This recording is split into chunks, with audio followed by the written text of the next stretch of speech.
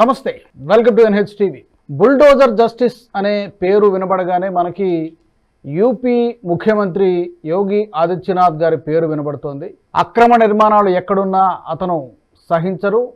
మనకి ఎన్నో సందర్భాల్లో అది రుజువైంది. అది ఏ స్థాయిలో ఉన్నటువంటి వ్యక్తులనైనా కూడా ఎదిరించి అవసరమైతే కోర్టులతో కూడా కొట్లాడి దానికి పర్మిషన్లు తెచ్చుకొని ఆ అక్రమ నిర్మాణాలను కూల్చేయడం అనేది జరుగుతూ ఉంటుంది. ఇది సాధారణంగా మనకి యూపీలో ఎక్కువగా కనబడుతూ ఉంటుంది.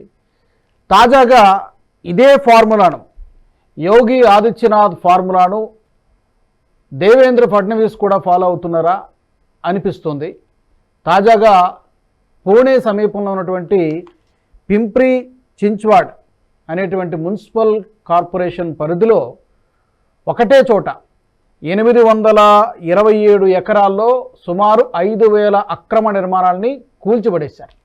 చాలా పెద్దది. నిజం చెప్పాలంటే స్వతంత్ర భారతంలో ఇంత పెద్ద బుల్డోజర్ యాక్షన్ అనేది ఇదే మొట్టమొదటిసారని కూడా కొంతమంది చెప్తున్నారు, సబ్జెక్ట్ టు కరెక్షన్. బట్ చాలా పెద్ద ఎత్తున 5,000 అక్రమ నిర్మాణాలు, అది కూడా ఒకటే ఏరియాలో. వీళ్ళందరూ కూడా రోహింగ్యాలే. చాలామంది చాలా పెద్ద ఎత్తున ఎప్పుడో 5 సంవత్సరాల కిందటో, 10 సంవత్సరాల కిందటో, 15 సంవత్సరాల కిందటో అక్కడ వచ్చి స్థిర నివాసం ఏర్పరచుకొని ఆక్రమించేసుకొని అక్కడ సెటిల్ అయిపోయారు.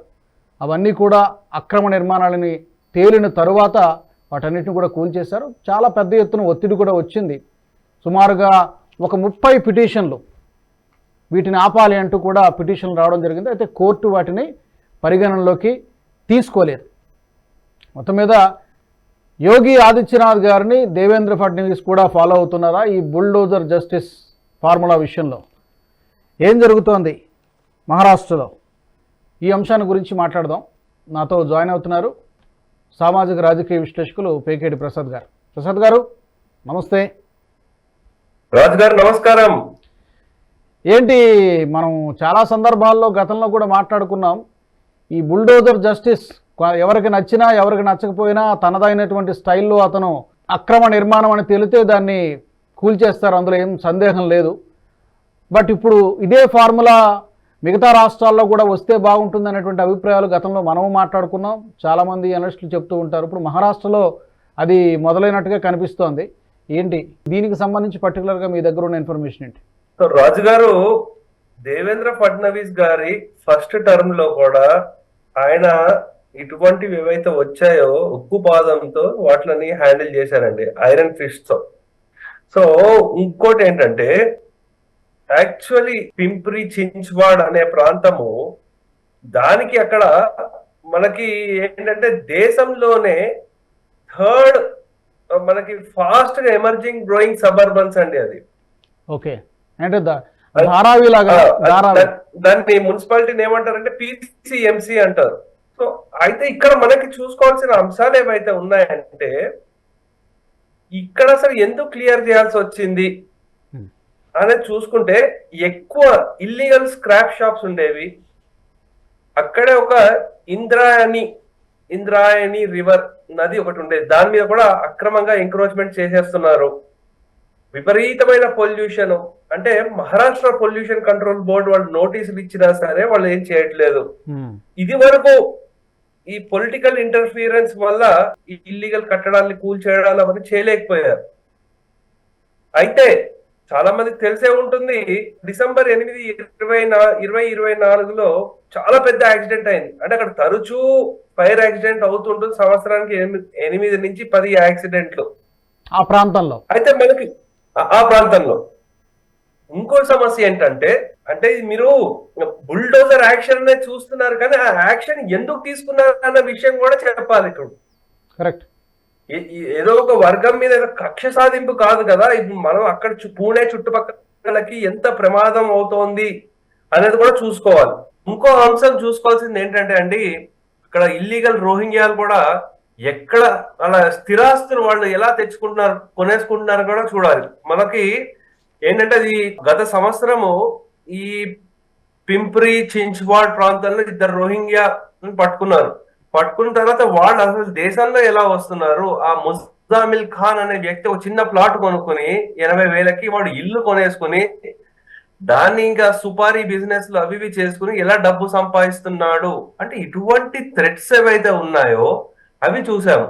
ఇంకోటి 500 రూపాయలకే ఆధార్ కార్డు తెచ్చుకుంటున్నారు, పాస్పోర్ట్ తెచ్చుకుంటున్నారు, ల్యాండ్ డీల్స్ కూడా చేసుకుంటున్నారు.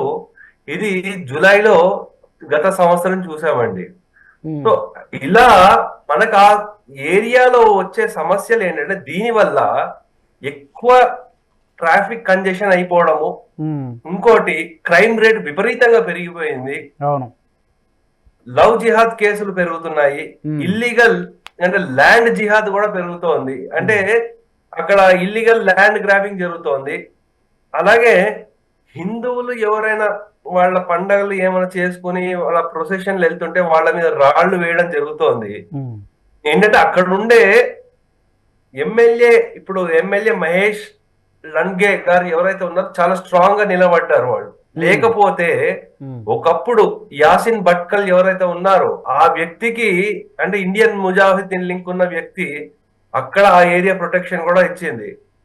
అక్కడ ఉండే ఇంటెలిజెన్స్ వర్గాలు కూడా ఏమంటున్నాయంటే మనకి బాంబేలో సమాజ్వాదీ పార్టీ ఎమ్మెల్యే ఒక అతను ఉన్నారు, అబు అజ్మీ అని, ఆయన, ఇంకొక అస్లాం షేక్, వీళ్ళు ఈ ఇల్లీగల్లీ సెటిల్ అయిన వాళ్ళకి విపరీతంగా సపోర్ట్ చేస్తున్నారు. ఇంకా మీకు చెప్పాలంటే మనకి తెలంగాణకి మన ఓరుగల్లు కల్చరల్ క్యాపిటల్ ఎలాగో మహారాష్ట్రకి పూణే కల్చరల్ క్యాపిటల్ అండి. ఆ కల్చరల్ మీద కూడా దెబ్బ కొట్టే ప్రయత్నాలు జరుగుతున్నాయి ఇక్కడ. అయితే ఇక్కడ ఎన్ఐఏ కూడా ఇన్వాల్వ్ అయింది. అసలు వీళ్ళకి సోర్సులు ఎక్కడ వస్తుంది, ఫండింగ్ ఏమొస్తుందని చూసుకుని. సో దేవేంద్ర ఫడ్నవీస్ గారు 900 ఎకరాల వరకు ఎంత పొలిటికల్ ప్రెషర్ వచ్చినప్పటికీ ఎంతో మన కోర్టులో కేసులు కూడా వేశారు. జీవనోపాధి పోతుంది, చాలా మందికి ఇంత మీకు నష్టం వస్తుంది, అది వస్తుంది, ఇది వస్తుంది, అదంతా ఏం పట్టించుకోకుండా దేశ హితం కోసము ఫస్ట్ ఆ పూణే ప్రాంతాన్ని సెక్యూర్డ్ గా చేసే దాంట్లో ఇటువంటి నిర్ణయం తీసుకున్నారు. చాలా అభినందించాల్సిన విషయం ఇది. సో దాంతో పాటు ఇంకా మనకి చూసుకుంటే ఏమవుతుందంటే ఎక్కడైతే మనకి రైల్వే లేన్ వెళ్తూ ఉంటుందో అక్కడ సెక్యూర్డ్ ఉండదో అటువంటి ప్రాంతాల్లో కూడా ఇల్లీగల్లీ కబ్జాలు జరుగుతున్నాయి.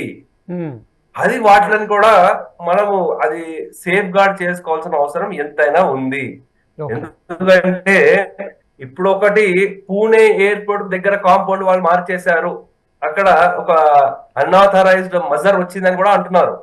సో ఎక్కడైతే మనకి ఇప్పుడు ల్యాండ్ జిహాదులు జరుగుతూ ఉంటాయో అక్కడ కంపల్సరీ మనకి కొంచెం జాగ్రత్తగా ఉండాలి, అప్రమత్తంగా ఉండాలి. సో ఎందుకంటే మనం ఇది వరకు కూడా చూసాము, మన ముంబై కోస్టల్ రోడ్ ప్రాజెక్ట్ లో కూడా కొంచెం ఇల్లీగల్ గా రాత్రికి వచ్చేస్తున్నాయి కొన్ని. అలాగే Vadodara road controversy, Mehrauli demolition drive, Lucknow encroachment, ఇవి కూడా చూసాం. ఇటువంటివి ఏవైతే ఉన్నాయో మనకి సుప్రీం కోర్టులో ఏ కోర్టు వెళ్ళినా సరే ఇల్లీగల్ కన్స్ట్రక్షన్ అయితే ఎవరు సపోర్ట్ చేయరండి. సో అందు గురించి వీళ్ళు పెద్ద ఎంత పవర్ఫుల్ లాయర్లు పెట్టుకున్నా ఏం పెట్టుకున్నా సరే ఇది మాత్రం ఆగదు. సో ఎందుకంటే ఇన్ని రోజులు ఏంటంటే మనకి పొలిటికల్ మనకి స్ట్రాంగ్ విల్ ఉండాలి. అది ఉండిన తర్వాత ఇంక ఎవరు ఆపలేరు దాన్ని. కంపల్సరీ ఏం వచ్చినా సరే మేము ఫేస్ చేస్తాను అని ఒక మొండి ధైర్యము, దేశానికి ఇది మంచిది అని అనుకోవడం, ముందుకెళ్ళడం. సో అలా చేయడంతో ఏంటంటే ఈ అభివృద్ధి కార్యక్రమాలు ఏవైతే ఉన్నాయో బాగా జరుగుతుంది. యాక్చువల్లీ భాగ్యనగరంలో కూడా చూస్తే, ఆర్ ఈవెన్ మనకి అహ్మదాబాద్ లో కూడా చూస్తే, ఇప్పుడు మోదీ గారి టర్మ్ లో అయితే రోడ్ ఎక్స్టెన్షన్ చేయాలంటే చేసేసారు, ఇల్లీగల్ కన్స్ట్రక్షన్స్ అన్ని తీసి పక్కన పెట్టేశారు. అలాగే మన భాగ్యనగరంలో కూడా చంద్రబాబు నాయుడు గారి హయాంలో చాలా కన్స్ట్రక్షన్స్, ఇల్లీగల్ కన్స్ట్రక్షన్స్ కానివ్వండి. సో అలాగే మన రోడ్ ఎక్స్టెన్షన్ అభివృద్ధి గురించి ఏవైతే అడ్డంకులు వస్తున్నాయో అన్నింటినీ తొలగించారు. సో అలా మనకి ఏదో తాత్కాలికంగా మనకి ఓట్లు పోతాయి, లేకపోతే ఈ ఓట్ల కోసం ఈ రాజకీయాలు చేయడం కంటే మనకి ఉండే రాష్ట్రము, దేశం అభివృద్ధి గురించి ఏవైతే చెయ్యాలో అది తప్పకుండా చేయాల్సిన అవసరం ఎంతైనా ఉంది. రాజు గారు, మీరు అన్నట్టు ఇంత జరుగుతున్న ఇప్పుడు చాలా రీజన్స్ మనం చెప్పుకున్నాం. ఒకటి క్రైమ్ రేట్ పెరుగుతోంది, కొన్ని సందర్భాల్లో ఉగ్రవాదులకు చోటు ఇవ్వడానికి, లేకపోతే ఉగ్రవాదులు తలదాచుకోవడానికి, అది కూడా టెర్రరిస్టులకు ప్రత్యక్షంగానో పరోక్షంగానో సహకారం అందించేటువంటి కేంద్రాలుగా కూడా మారుతున్నాయి. ఇంకా ఈ ఆక్రమించు ల్యాండ్ జిహాద్ ఇన్ని రకాల మన కళ్ళ ముందు కనబడుతున్నా కూడా ఇంకా కొన్ని పొలిటికల్ పార్టీసు దీన్ని వెనకేసుకొచ్చేటువంటి ప్రయత్నం చేస్తున్నాయి. 2.5 లక్షల మంది నిరాశ్రయులు అయిపోయారు. మరి ఈ యొక్క ప్రభావం జీడిపి మీద పడదా అంటే అక్కడ ఉన్నటువంటి ప్రభుత్వాన్ని, బీజేపీ అంటే అక్కడ ఉన్నటువంటి ప్రభుత్వాన్ని విమర్శించేటువంటి ప్రయత్నం చేస్తున్నారు. ఏమనాలి ఈ పొలిటికల్ పార్టీ? అంటే ఫస్ట్ ఆఫ్ ఆల్ చూడాలంటే ఇక్కడ నడుస్తున్న ఈ ఇల్లీగల్ స్క్రాప్ బిజినెస్లు ఇవన్నీ అసలు క్యాష్ మీదనే నడుస్తుంది. ఇది జీడిపి మీద ఎలా పడుతుంది ఎఫెక్ట్? సో అందు గురించి మాట్లాడే దాంట్లో కూడా వీళ్ళు అడిగే దాంట్లో కూడా లాజిక్ ఉండాలి. సరే, గంజాయి వ్యాపారాల్లో గంజాయి మొక్కలు పెంచుతున్నారు, వాళ్ళు ఈ వ్యాపారాన్ని మనం తీసేయడం, కూల్చేయడం, ఆ క్రైమ్ ని తగ్గించేయడం వల్ల జీవనోపాధి పోతుంది అంటున్నారు అనుకోండి, అది ఎంతవరకు సబబు? సో నువ్వు అంటే తాత్కాలికంగా చూస్తున్నావు, కానీ దాని వల్ల ప్రజలకు ఎంత హాని జరుగుతోంది. ఏదో నువ్వు 10 మంది గురించి ఆలోచిస్తున్నావు, కానీ ఆ 10 మంది చేసే పని వల్ల 1000 మందికి ఎన్ని విధాలు కష్టపడుతున్నారు, అటువంటిది కూడా ఆలోచించాలి. ఎప్పుడైతే పొలిటికల్లీ స్ట్రాంగ్ ఉంటారో అప్పుడు ఎటువంటి సమస్యలు వచ్చినా సరే వాళ్ళు తట్టుకోగలుగుతారు. ఇంకోటి మనం చూసుకోవాల్సింది, యోగి గారు ఉన్నారు అంటున్నారు. సో మనకి ఎప్పుడైనా కేంద్రంలో ఉండే నాయకత్వం సపోర్ట్ కూడా అవసరం ఉంటుంది. అంతేగాని ఇలా చేస్తున్నారు కానీ ఇక్కడ ఎవరైనా కంప్లైంట్ ఇవ్వగానే ఏమైపోతుందో, మన ఓట్లు ఏమైపోతాయని భయపడి కేంద్ర ప్రభుత్వం నుంచి లేకపోతే కేంద్రంలో ఉన్న పార్టీ దగ్గర నుంచి సూచన వచ్చి మీరు ఆగండి, స్లో అన్నారు అనుకోండి, అన్ని ఆగిపోతుంది. అంటే చేసే వాళ్ళకి కూడా వాళ్ళకి వాళ్ళ మీద ఇంకా చన్నీళ్ళు పోసేసి ఆపేసినట్టు అవుతుంది. అందు గురించి ఇటువంటి విషయంలో కేంద్ర ప్రభుత్వాన్ని, కేంద్ర బీజేపీని మనము అభినందించాలి.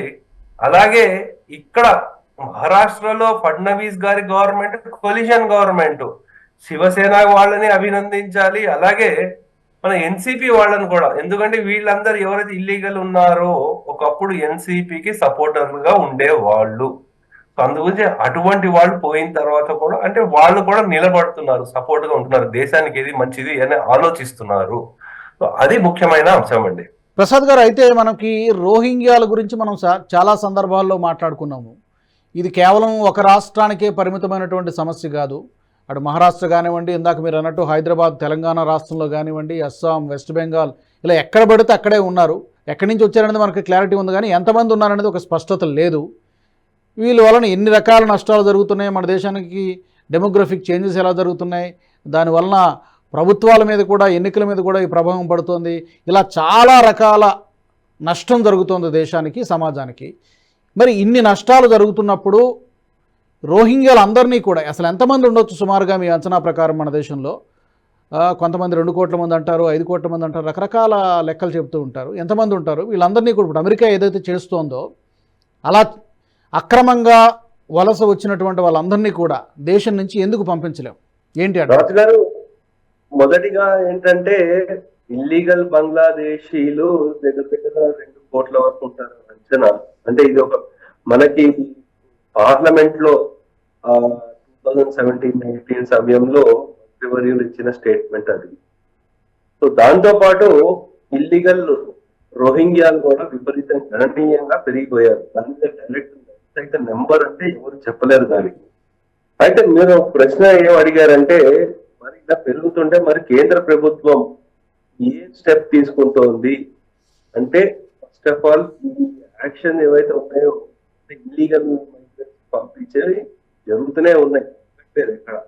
కానీ ఇంకా టైట్ గా చేయాలి వీటి దాని గురించి అంటే, మనము నేషనలిస్ట్ హబ్ ఛానల్లోనే మనము డిస్కస్ చేసుకున్నాము. ఏంటంటే ఇక్కడ కేంద్ర ప్రభుత్వం కొత్త చట్టం తీసుకొస్తోంది. అంటే ఉన్న 3 చట్టాలు, ఎన్ని చట్టాలు ఉంటే అన్ని లూప్ హోల్స్ ఉంటాయి కాబట్టి వాటిలన్నింటినీ ఒకటే చట్టం తీసుకొచ్చి ఇంకా ఎఫిషియెంట్ గా చేసి ఇంకా బాగా ఇంప్లిమెంట్ చేసే ప్రయత్నం అయితే కంపల్సరీ ప్రభుత్వం అయితే చూపిస్తోందండి. సో ఆ ప్రాసెస్ అనేది ఆల్రెడీ జరుగుతోంది అంటారు? తప్పకుండా జరుగుతోంది. మనము ఏంటంటే సంయమనం పాటించాలి. అలాగే మన చుట్టుపక్కల, ఎందుకంటే రోహింగ్యాలను వాళ్ళకి చూస్తేనే మనకు అర్థమైపోతుంది. సో అలాగే మనకి కేంద్ర ప్రభుత్వం నుంచి కూడా కొన్ని నంబర్లు ఇటువంటివి కూడా వాళ్ళు ఇచ్చారు. ఎక్కడైనా మనకి ఇల్లీగల్ ఎవరైనా ఉంటే మనం ఎలా ఇన్ఫార్మ్ చేయొచ్చు అని ఒక భారత పౌరుడిగా మన దేశ సురక్ష విషయంలో మనది కూడా బాధ్యత అండి. కరెక్ట్. ఇది సమిష్టి బాధ్యత. ప్రధానమైనటువంటి బాధ్యత ప్రజలు కొంతవరకు చేయగలుగుతారు. బట్ గవర్నమెంట్ కనుక ఒక యాక్షన్ తీసుకుంటే తప్పకుండా దాని ప్రభావం మరోలా ఉంటుంది. ఈ దేశం నుంచి ఈ రోహింగ్యాలను అందరినీ కూడా, ముఖ్యంగా అక్రమంగా వలస వచ్చిన వాళ్ళందరినీ కూడా దేశం నుంచి తరిమి కొట్టాల్సినటువంటి అవసరం ఉంది. దానికి అనుగుణంగా చట్టాలని కఠినంగా అమలు చేయడం కానీ, లేకపోతే అవసరమైతే కొత్త చట్టాలను తీసుకురావడం కానీ చేయాల్సినటువంటి అవసరం ఉంది. యూపీ తరహాలోనే ఇప్పుడు మహారాష్ట్రలో కూడా మొదలైంది. ఇది ఇక్కడితో ఆగకూడదు. ఏ రాష్ట్రంలో ఉన్నా కూడా వీళ్ళందరినీ కూడా దేశం నుంచి తరిమి కొట్టేటువంటి ప్రయత్నం అయితే రాష్ట్ర ప్రభుత్వాలు చేయాలి. దానికి అనుగుణంగా కేంద్ర ప్రభుత్వం కూడా సంయుక్తంగా కలిసి చేయాల్సినటువంటి అవసరం ఎంతైనా కనిపిస్తోంది. Thank you very much Prasad గారు, ధన్యవాదాలు. Thank you very much. ధన్యవాదాలండి. మరి ఈ అంశానికి సంబంధించి యూపీలో ఏం జరుగుతోందో మహారాష్ట్రలో కూడా ఇప్పుడిప్పుడే మొదలైంది. మరి ఈ రోహింగ్యాలను దేశం నుంచి తరిమి కొట్టాలంటే, అక్రమ వలసదారులను దేశం నుంచి తరిమి కొట్టాలంటే ఏం చేస్తే బాగుంటుంది? మీ అభిప్రాయాలను తప్పకుండా కామెంట్ల రూపంలో తెలియచేయండి. ఈ వీడియో మీకు నచ్చినట్టయితే లైక్ చేయండి, షేర్ చేయండి, బెల్ బటన్పై క్లిక్ చేయండి. అలాగే nationalist hub, NH TV group of ఛానల్స్ని సబ్స్క్రైబ్ చేసుకోండి. జాతీయవాద జర్నలిజాన్ని ప్రోత్సహించండి. జై హింద్, జై భారత్. ఈ వీడియో మీకు నచ్చినట్టయితే లైక్ చేయండి, 10 మందికి షేర్ చేయండి. అలాగే కామెంట్ల రూపంలో మీ అభిప్రాయాలను మాతో పంచుకోండి. Nationalist hub group of channels ను సబ్స్క్రైబ్ చేసుకుని తెలుగునాట జాతీయవాద జర్నలిజాన్ని ప్రోత్సహించండి. ఈ వీడియో కింద ఉన్న బెల్ ఐకాన్ పై క్లిక్ చేయడం మర్చిపోవద్దు.